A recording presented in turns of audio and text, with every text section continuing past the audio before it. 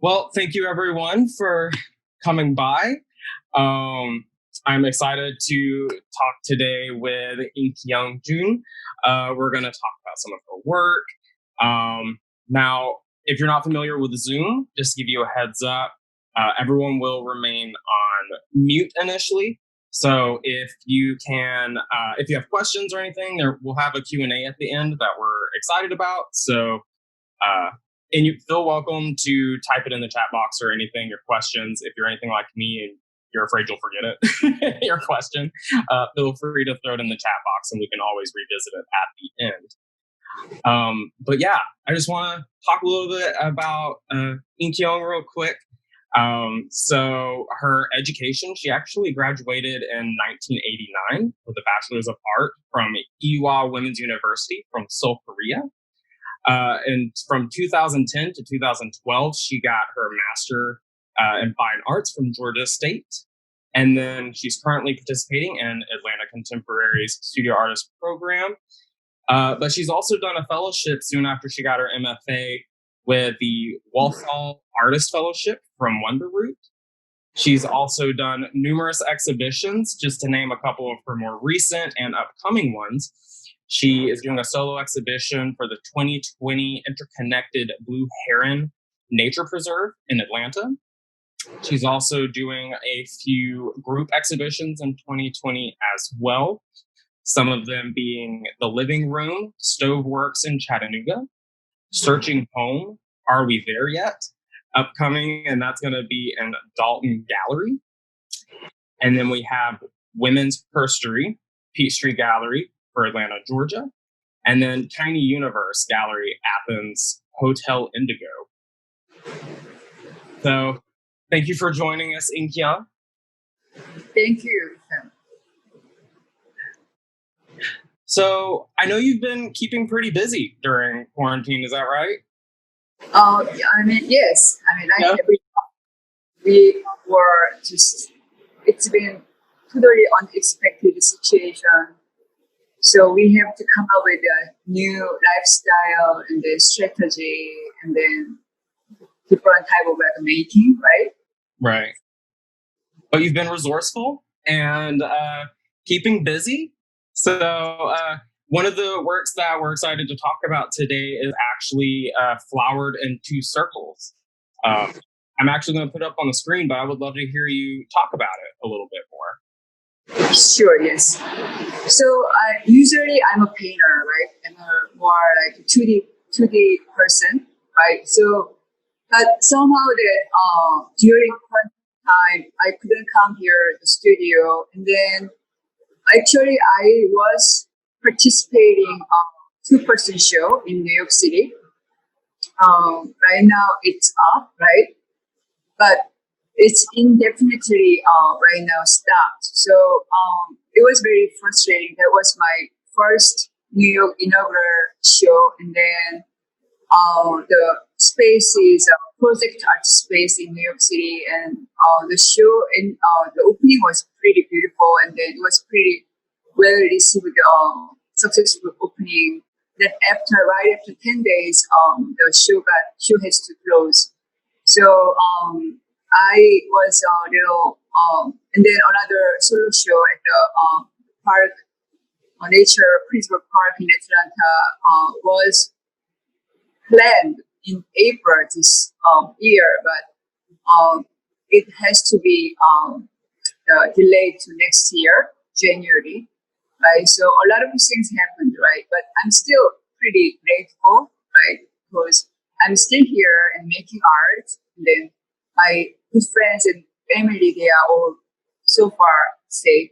I mean, you never know, but yeah, so far safe. So we are doing okay. So I want to make more like outdoor installations. From time to time, I create outdoor installations whenever opportunity is there, right? So even though most time I'm a painter, I collect my idea in my sketchbook, and then I make a drawing, and then I sometimes submit to get grant. Sometimes I get in, sometimes I don't get in. But Here, from the screen, you see the two yellow neon circle. It was created originally only without flower. The structure two circle was created for Oakland Cemetery outdoor installation show 2018. The entire title was the Golden Hour. And then the curator, she is New York-based curator and artist, Ocean Lane. And she came to Atlanta and then she visited my studio and she wanted me to visit the Oakland Cemetery and make something from there. And then they funded for the sculpture. And then I visited the Oakland Cemetery 2018 spring. There are so many beautiful sites for famous, well-known, like a golfer, and Margaret Mitchell site was beautiful. Well-known, like a mayor passed away, and then there was a beautiful historic sites there. At the same time, one area was all African American unknown slavery site there, and then right next to the site that there was unknown or like a forgotten federal Confederate soldiers site there, and then I felt really overwhelmed, and then very in a way very sad and invisible tensions were there. I felt even as cemetery, and then it's all like we try to remember those passed away people in good way, but still that tension leaves even cemetery there. So maybe that was the ocean rain want me to really visit there and then to feel something. So I always generally in my work is all about creating intimate, sweet moment, idealized moment, capturing the space, right? So here, different circle, the yellow, and then pink circle, they are more like open, and then they are being together. So it's about unity, it's about reconciliation. That was my original intention. And then I got contacted by Ginger Ulfi Suarez, who is currently senior curator at Albany Museum. And then she was offering good amount of grant to create another similar type of sculpture, neon sculpture, public artwork. So I submitted drawing and everything, more bigger scale, but the pandemic happened, and then the Kennesaw University, at the final step, the leader, the director, who's in charge of finance, he declined my grant, my proposal.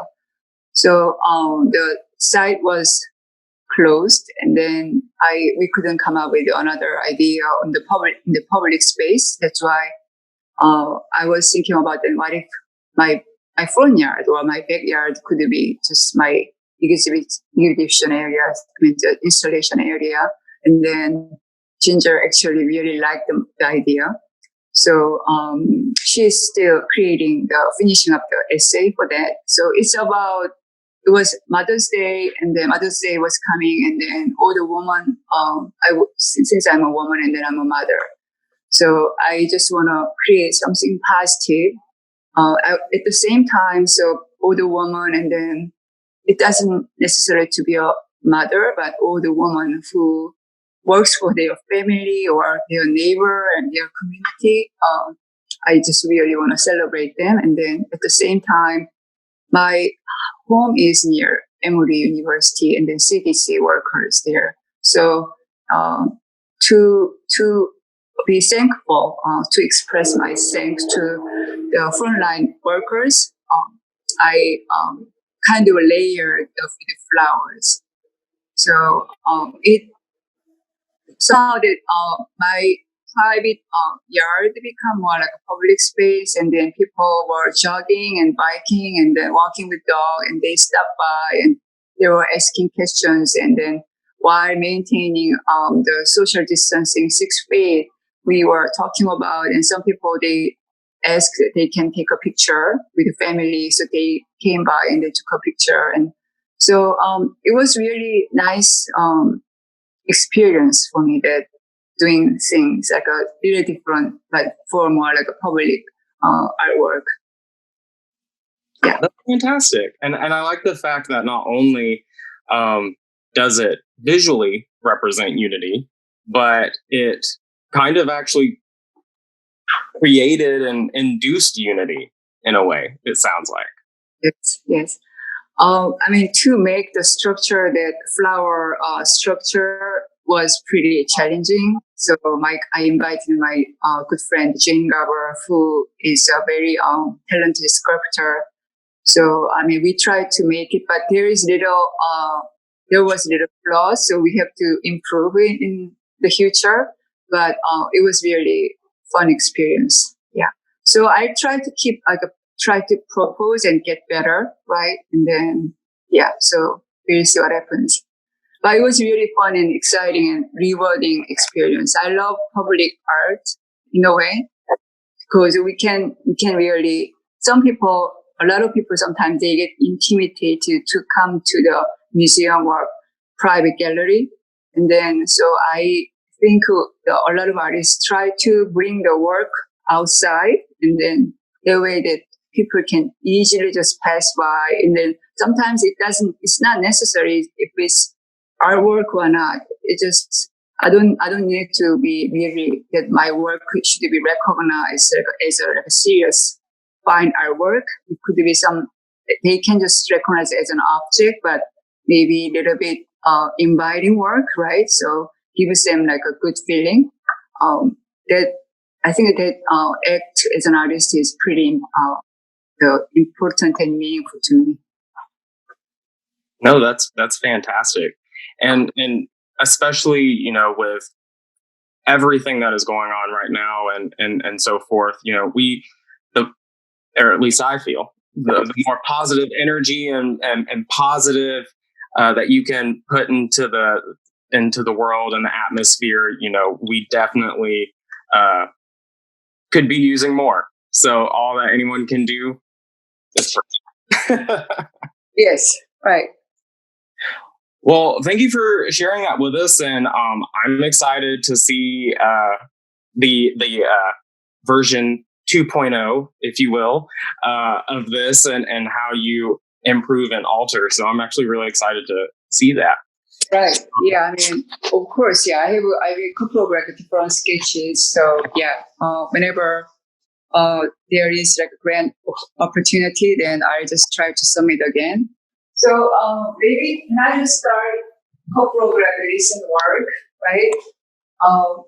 So here, obviously, I'm a more painter. So here, this painting again is about personal sweet moment, right?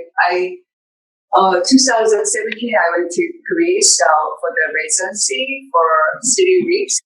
And then it was first time visiting the Catalonia island. And then there were not many people there. It was very high, and then everything was so fresh.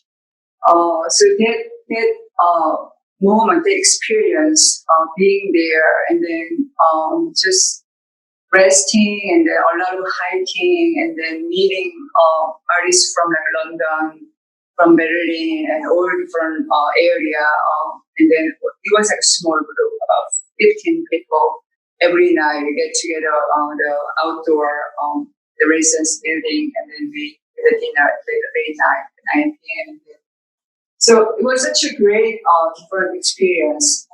So I had that memory, and then so I tried to make some painting, studying that more like oil and canvas, exercising, and then a lot of times that when I was painting the Greece experience, that the dogs, unleashed dogs were there, and then they were just popping out in totally unexpected way and barking so hard. So was very scared, intimidated, but in a way, fun experience. So I was creating the painting, and then after this finishing this one, what about moving on to watercolor? Because I love to alternate my medium, right? So watercolor and the canvas. So still working on. I'm deciding which the pose. I'm still thinking about marking pose or making dog pose. Here, another one I just finished like last 2 months. It's dog was sleeping there. So here is another brick, the little door entrance, and then the dog is like napping, so that way I can really pass and walk by. So it's all about narrative painting and story making. So I'm doing painting, and then this is like more text-less sculpture work. Sometimes it freestanding, right, when using the stand, and then sometimes scale-wise much smaller.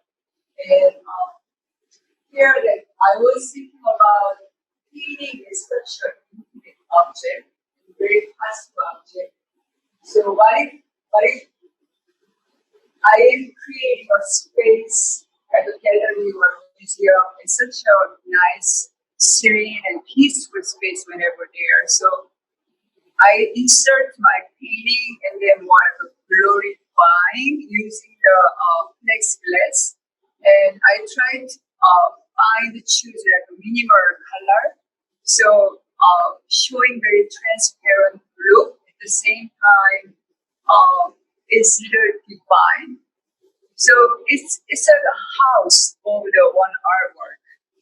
So I try, because as an artist, I try to really celebrate any type of artwork, because I am an artist. So here sometimes a scale bigger, and then drawing, and then sometimes the canvas work. And here is a house with the artwork. So right now, currently, I have 15 the houses right now at ProjectSpace in New York City. So I have only right now currently available 5-7 works available here. But my aim is to create a lot of houses, fixed houses, instead of growing up painting, because I want to promote that each house carries our own artwork and to become our work more livable. So that's why I am my aiming is about 100 houses, each work, painting or doing, include, and then I try to get 100. But right now, so far, I have like 30 houses. So it's really because I'm not making the plexiglass. My friends, they are fabricating for me, and the material is really expensive. So it's really challenging them, just focusing, buying all the materials and then paying them fabrication costs. But gradually, I try to get there. So that's one of my future dreams, that making lots of house in each house with art. And this one is the 2015. I created the Goldfarb Art Center. They were doing street public artwork installation 2015 in downtown Atlanta. And then they were looking for ideas, so I just in a couple of days I just pick sketch, because I made a lot of houses, so I just wrote the outline, and then this is my house, you can enter, but the blue light means like water, so whenever you pass by, you get refreshed by water, and you get cleansed by water. That was my idea. So title is Blue Gate. Yeah. This sculpture was pretty popular since then, so my sculpture was invited last year the Virginia Richmond 1708 gallery, they did InLight Richmond, and then I participated there. Here are the other things. Here are watercolor. It's about like a community, more street community, neighborhood. It's outdoor. The two popsicles are sitting there. In a way, it's even though we are outside, we are together, right? And then we are celebrating the life. So the different medium, but idea is pretty much the same.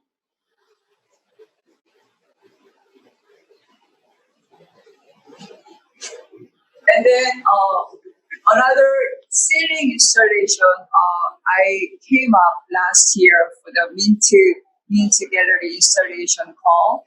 So the downtown Mint Gallery, they moved to a new location. And then they were looking for some exciting installation idea because that space was really huge and nice. Then they had a really high ceiling. So I had always the goal that one time I tried to create the installation only for ceiling because that every day I have to clean up my space all the time, and then I get tired of everything. And so I was imagining, what if I put everything on the ceiling, so I only see nothing is really, everything is clean on the wall and then the floor. So it was kind of like joke and humor, that bittersweet idea that putting everything out on the ceiling, so I pretended seeing nothing. So it was my original idea, and then the Jessica Mint Gallery director, she was looking for the idea, so I submitted the sketch and then my statement, and then she liked the idea. And then the ceiling was pretty high there, so I made 13 feet by 13 feet installation for the specific gallery installation last year, and it was pretty successful because people came by and then they came to me and then, where's your work? They were looking for my work. So ceiling was so high, they couldn't really find my work. I'm just showing here that only like a 1/3 part of the installation. Although the other part is sitting on my storage right now. But they really, in a way, I was very successful. Kind of cheating on them because I pointed out the ceiling, and then here, this is what my installation, and they got surprised and they got excited. So I really enjoyed that installation experience.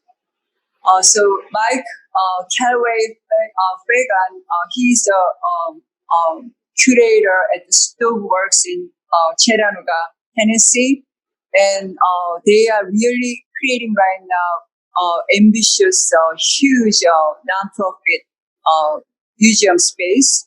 And then it was planned, this installation was planned to created in this October, but they pushed back to the next April, the 2020. So I visit the site, and then he will offer my the high ceiling space there, and then I'll make second the ceiling installation. So I'm very excited for that.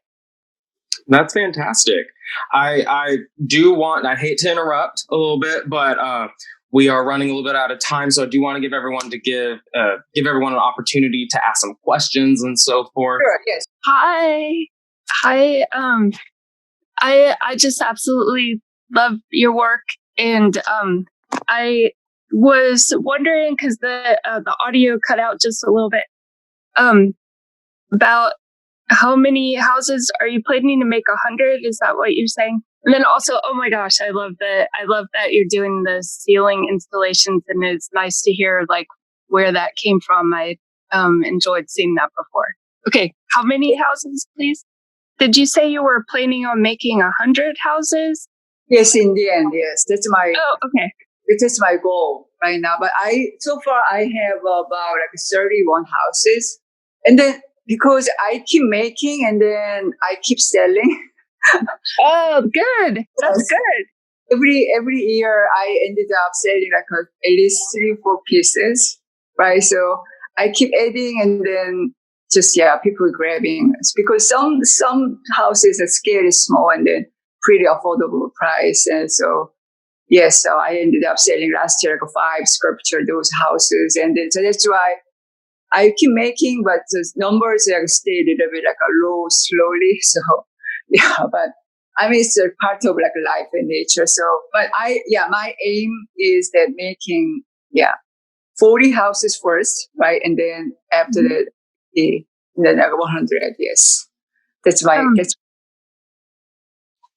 Hey, that's a great problem to have, though. Sorry, Allison. Yeah. Also, was that your Hambidge residency that you were talking about with the dog? And oh my gosh, I love that painting. And the one you're working on? No, there was I went to the Greece Cappadocia, and so this is all the Greeks in that. This is Greece, and then the oceans, and then here another. I am showing the Greek salad painting because this is first time I had a real, actual, original Greek salad. So everything was so fresh, the organic. Real organic, not like a fake organic here. Just the tomato, even simple cucumber. And there's a fresh air. It was really amazing. So I made little pretty large scale watercolor painting from the experience, and then I ended up eating a lot of eggs and toast because my residence program that didn't have a lot of money, so we ended up just eating all simple food, like Greek salad and then toast and then eggs. So it was very simple, nice, unforgettable experience there. Yeah, it was fun. Yeah. So that was fantastic. Well, thank you, Kyoung, for sharing this with us. I'm excited. I've actually got a couple of mental notes of questions that I want to ask you later about your art that I'm excited about. But whenever things get back up and running and so forth, we hope to be able to, engage the community a little bit more with our studio artists and continue questions and so forth. But thank you all for coming by. Thank you, Kyoung, for taking your time to share your art with us. Thank you so much. Thank you, everyone. Thank you so much. Thank you. Thank you, Isan. Bye. Bye-bye.